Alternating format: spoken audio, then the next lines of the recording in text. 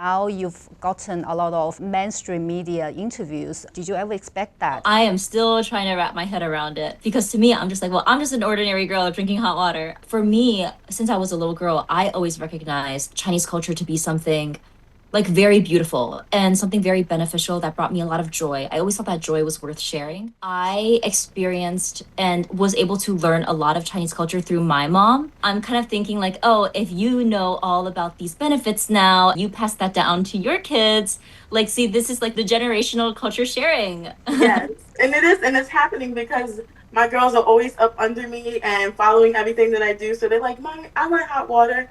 I'm a Chinese baddie too," and I'm like, "You are. We're Chinese baddies." Oh my God! This is so Five and 7. We already have a second generation Chinese baddie. Second gen Well done, Chinese Sherry. baddies, yes.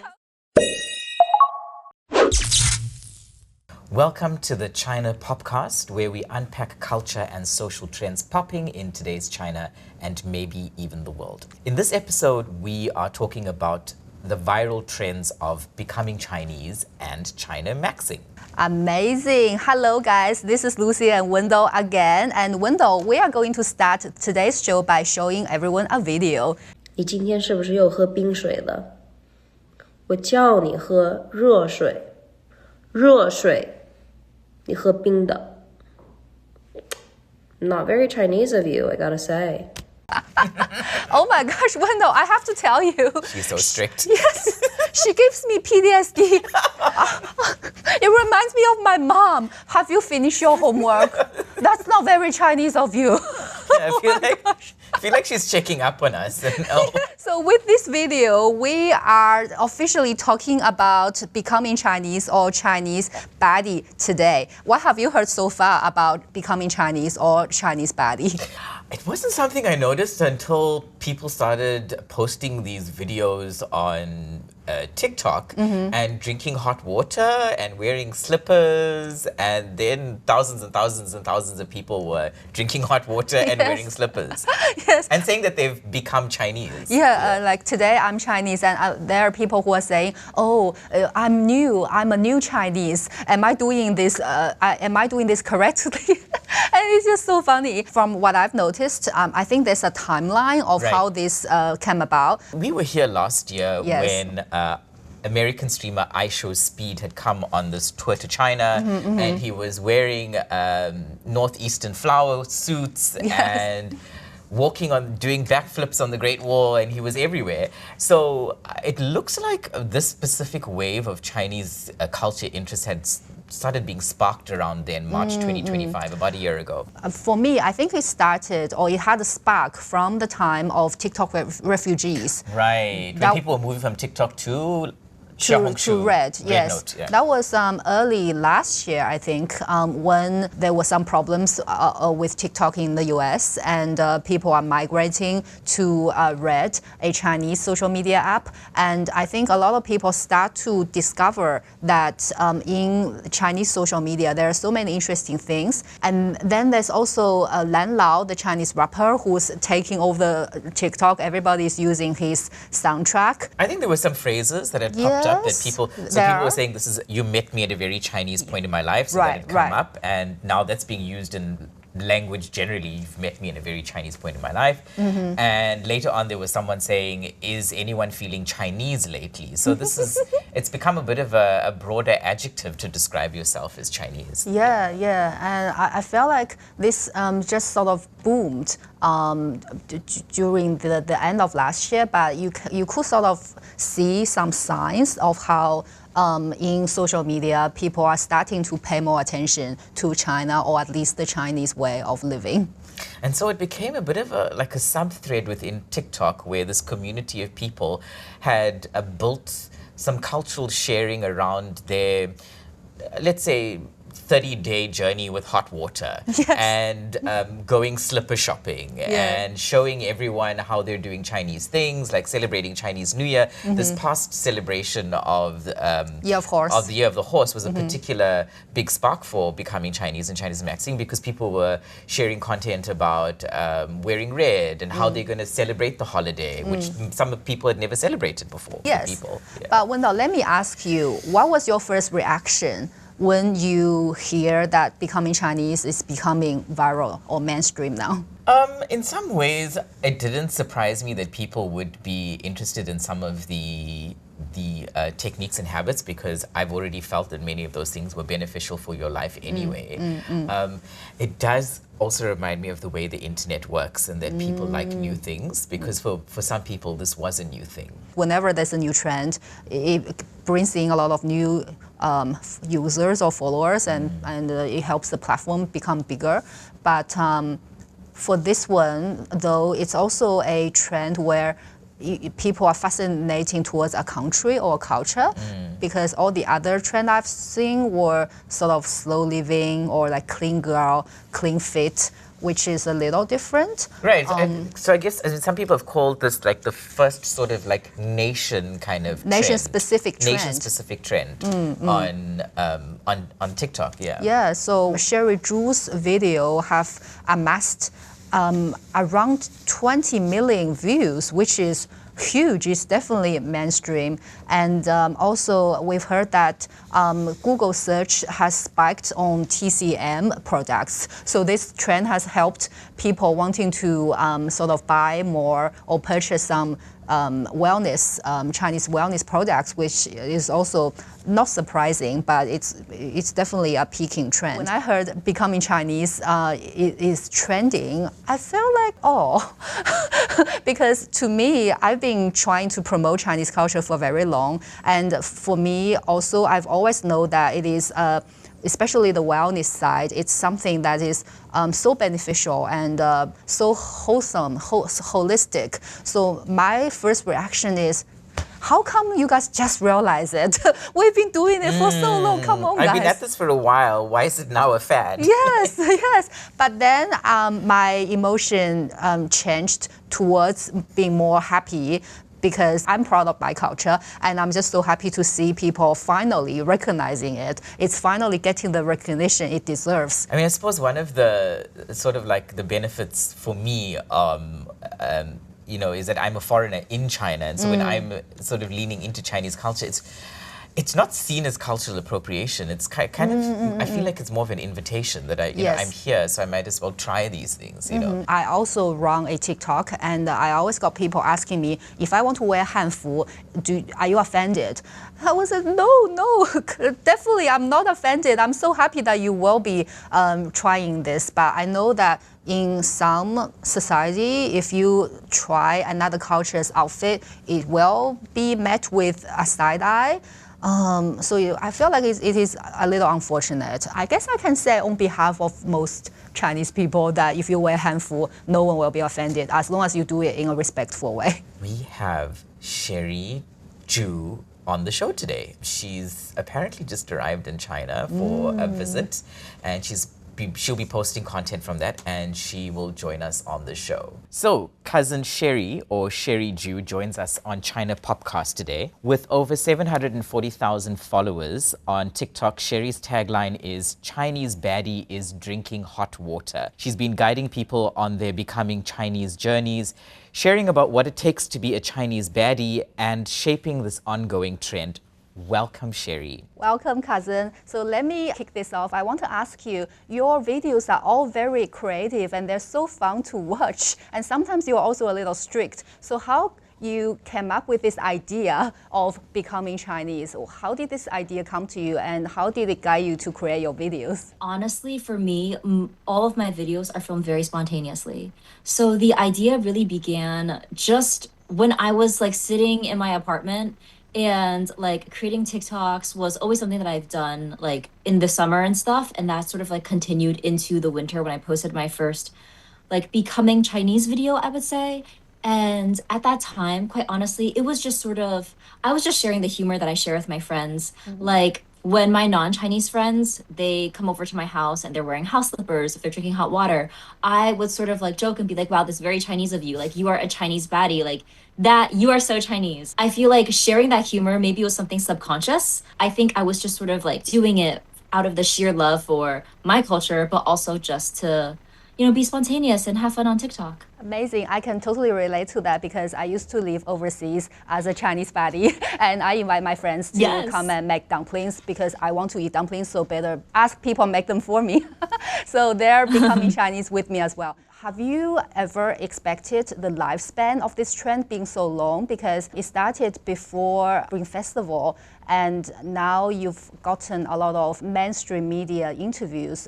Did you ever expect that? And tell us the whole journey. How was it like? I am still trying to wrap my head around it because to me, I'm just like, well, I'm just an ordinary girl drinking hot water. But I would say like the lifespan of it, I didn't anticipate either, but I'm not necessarily super surprised by it just because I think Chinese culture wasn't super mainstream, so many people might not know all of like the nitty-gritty ins and outs about it. And, for me, since I was a little girl, I always recognized Chinese culture to be something like very beautiful and something very beneficial that brought me a lot of joy. I always thought that joy was worth sharing. Yeah, and your life's changed so much, right? I heard that you are a STEM girl, like you were doing tech and or science, and now are you a full-time influencer right now, or what's it like? I studied computer science and mathematics in college. That was like my major and my minor. Out of college, I was working doing software engineering. And then while I was working, I was also just filming TikToks on the side as a hobby after work. Now, yes, I am a full-time influencer. The community that I've built, the Chinese baddies, they're all very important to me. They hold a lot of significance into my life. So I feel like I want to allocate my priorities and my time towards the community. Yeah, you did build a very active community, I would say. Wendyl and I, we've been laughing so much reading their comments. Because the interaction is so interesting, Yeah. and I think it's so widespread. I'm from South Africa, so I noticed someone was saying in one of your comments, I can't drink hot water because it's summer in South Africa. So the spread of your Chinese baddie army has just grown so much, which is so cool. But it makes me wonder, from Chinese baddie to Chinamaxxing, are there any aspects of the trend today that surprised you? Do you feel any different from the way it's turned out compared to your original intention? The initial intention definitely was just me wanting to share and bring more exposure to Chinese culture. I feel like whether it be Chinamaxxing, whether it be becoming Chinese, it's still doing that. So I think that the overarching umbrella for all of these trends, whether it be traditional Chinese medicine trending, whether it be, lifestyle habits, hot water, Chinamaxxing, even the pop culture side, I think that it's all bringing exposure to Chinese culture. So they're headed sort of in the same direction. In that same umbrella, the big umbrella of Chinese culture, is there any part of it you feel like it's easier for people to replicate or easier for them to sort of jump on, and some are a little harder or a little more complex? I think when it comes to sort of introducing lifestyle habits and food, it's definitely very self-explanatory. I would say when it comes to describing things more in depth, it would definitely the first thing that came to my mind was when I was discussing Chinese New Year traditions.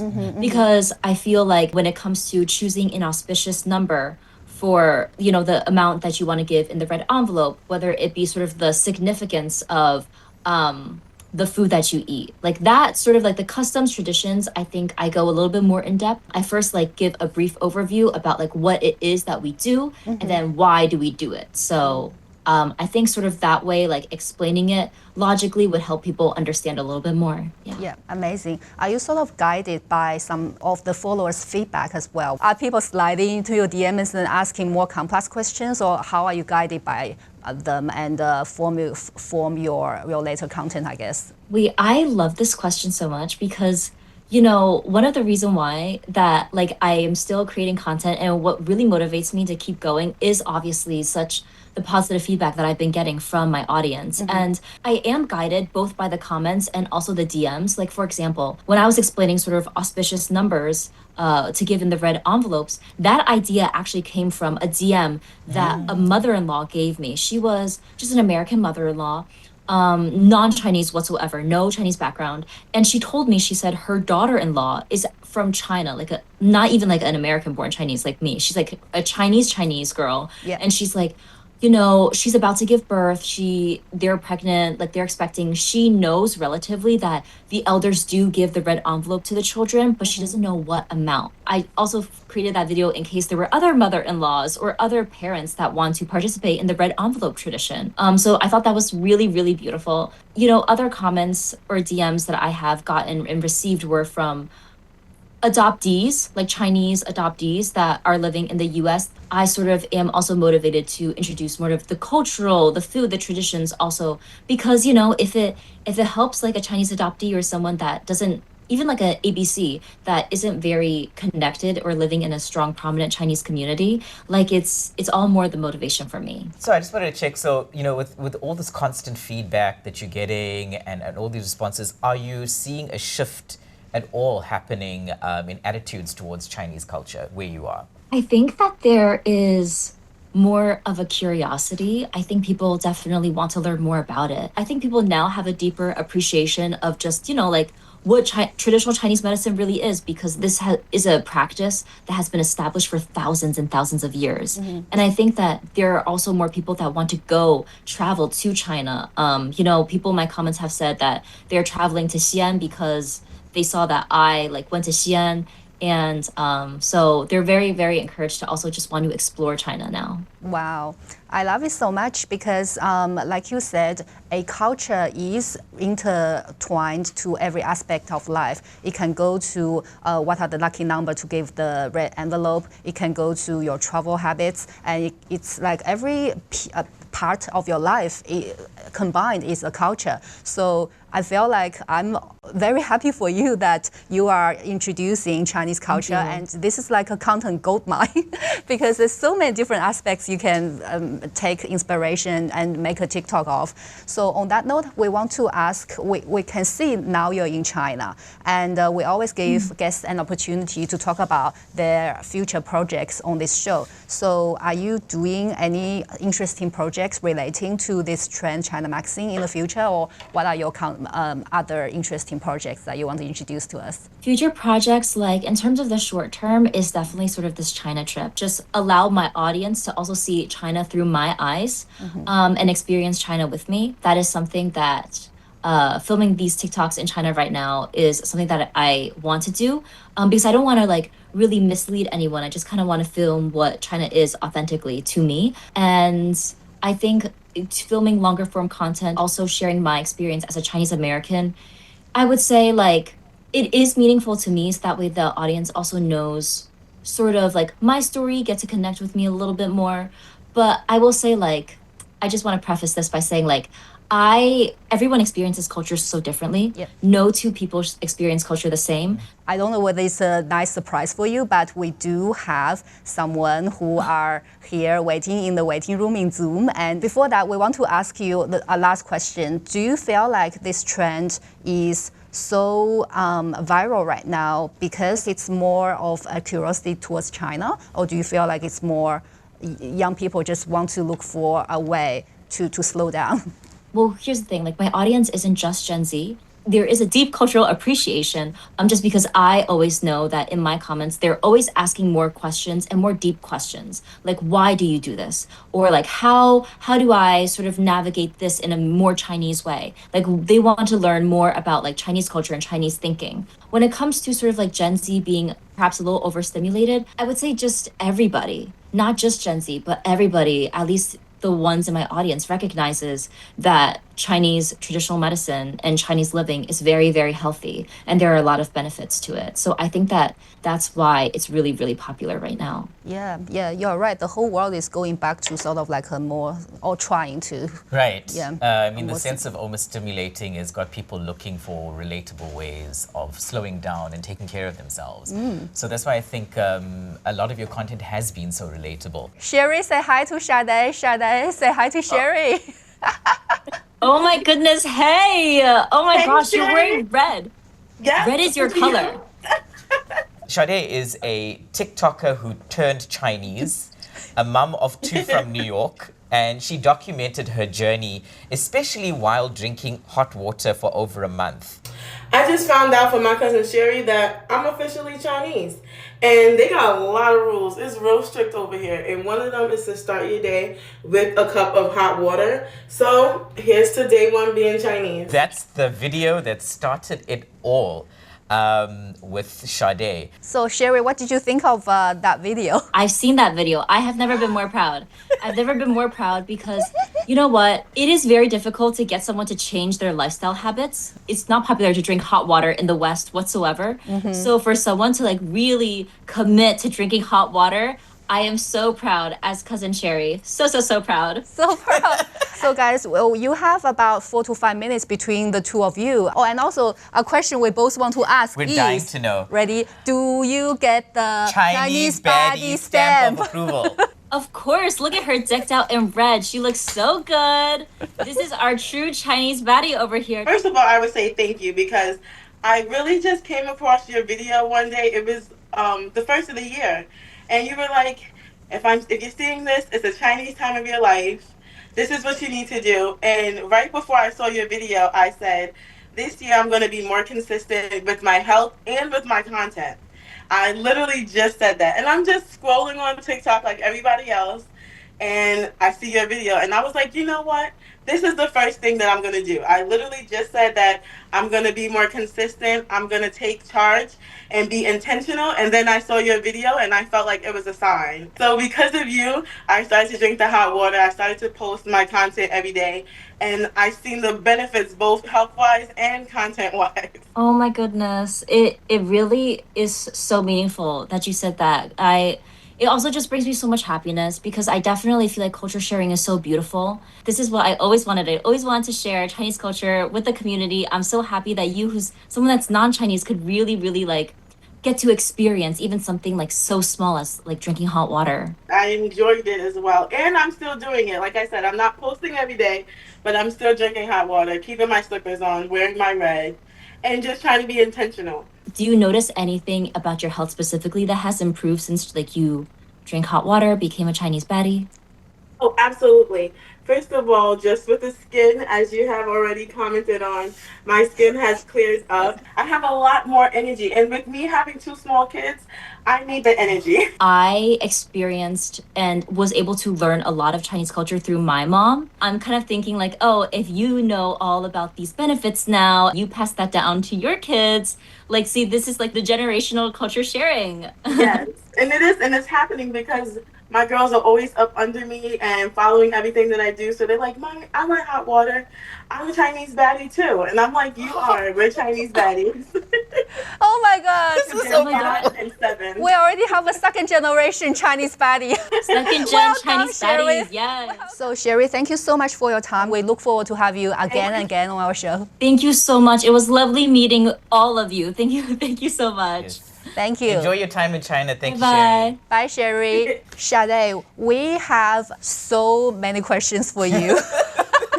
What motivated you to stay with this trend for so long? Because a lot of people, they might do it for the algorithm because it is viral and trendy, and they do it for 2 or 3 videos and then they just move on to other things.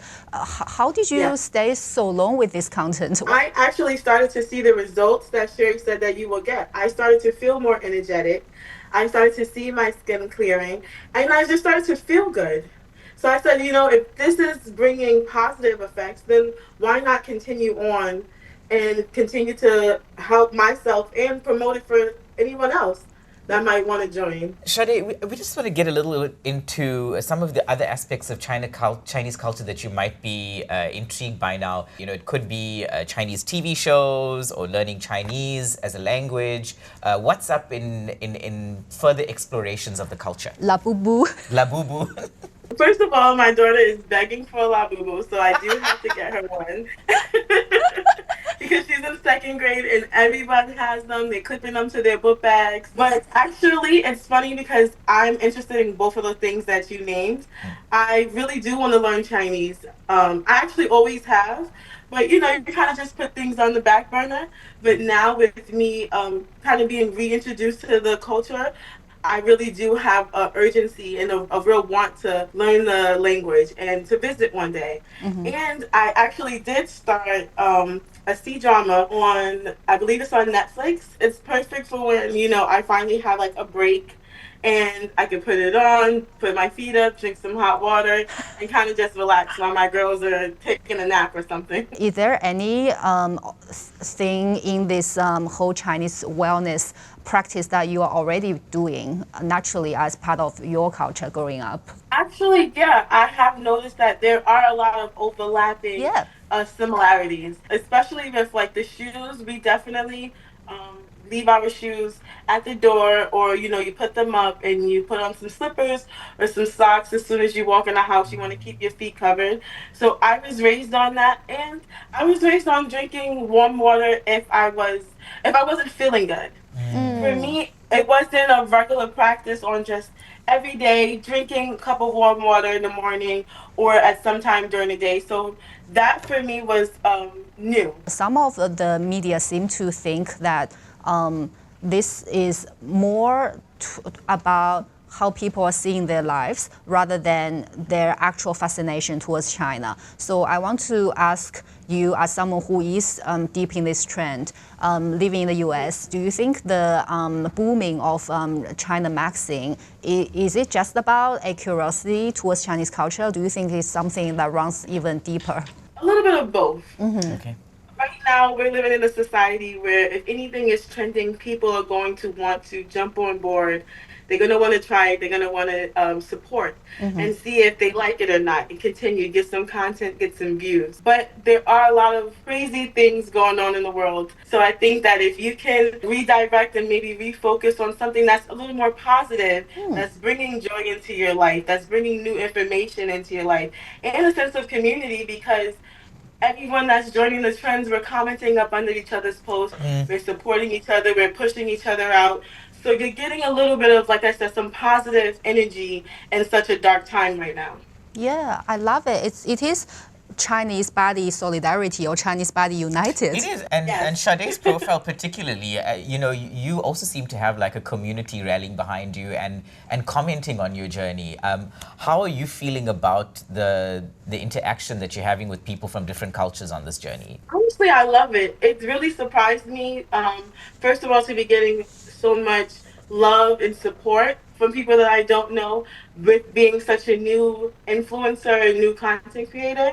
But I enjoy it. I enjoy people telling me just their perspectives and their positive results that they're getting. Amazing. And you can go on and tell all of your cousins, now you are a certified Chinese baddie by Sherry herself. Yes. Yes, I'm official. What is, I guess, next step for you on this becoming Chinese baddie journey? What are your future projects? I'm interested in going deeper into the Chinese baddie world. I'm going to continue following my good cousin Sherry and listening to any tips that she has. I'm definitely getting a lot of good information, and I'm going to continue to implement it in my real life as well as record it and post it, because I want my page to continue to be a loving space, a community for everyone to share their cultures, share their positive and anything, negative, like, hey, I didn't have such a good day, guys, but, we're still cheering each other on. Sade, I just also want to ask, about any aspirations about coming to travel here to China itself. Is there anything in your research that has perhaps pulled you towards coming to see things here? Yeah, because we do have the visa-free transit policy. I think for a lot of people, you can come to China for 10 days without a visa. I'm actually so thankful for that information, because I'm most definitely going to look into it. Being that I introduced my daughters to it, as well as my fiance, we're all in here drinking hot water. We're looking up different Chinese restaurants to go to, Chinese attraction to go to, medicine. So we're talking about visiting one day. But it was more in like the future, maybe in a year or two when things calm down. But knowing that that option is out there, I'm definitely going to look into that now. Like now there's this whole trend and we have an online community, but growing up in the US, is there any way for you to be exposed to some Chinese culture? Absolutely. I think that being that I'm from New York, and New York is a pretty much a melting pot. I've had experience with people of all different races, cultures, and nationalities, and I have most definitely been exposed to and has experienced different Chinese culture, different Chinese people, and that was before. TikTok. That was just like growing up in the city, and the culture that we have out here in New York. Thank you so much for joining us, Sade, the official Chinese baddie. She's approved. Bye. Thank you guys. Thank you so much for having me. You can find Sade on social media, on TikTok at @SosaD with 3 E's 10 if you want to check out her profile and her journey. For sure. And Wendyl, you've been Chinamaxxing for a very long time. Unknowingly, because now I'm seeing all these things that people were doing on social media. It's like, I've been tapping myself. I've been doing these things. I also owe a lot of it to my co-host, Lucy, who occasionally does like teach me things. And the one time I was heading to a hot spring and she brought me, I think I call it a body tapper. I was busy tapping myself months ahead of people who were doing it on TikTok. Wendyl, the world has finally caught up with you. Yes, they've caught up with me. And as for hot water, when I was listening to Sade talk about the right temperature, that is an art. It is. Boil the water first, and then you let it cool. Also a skill that Lucy has, guys, because the one time she did mix water for me and I said, this is the perfect temperature. And the funny thing is, I didn't have to measure the water, She but just knows. it's something that I call a sandwich method. So you first put a little bit of hot water on the base, and then you layer it with maybe half of the bottle with the cold water, and then you put some more hot water, boiling hot water on top, and then it sort of just fuse into this nice temperature that it's ready to just go into your mouth. My heart is filled with warmth after speaking with these two ladies.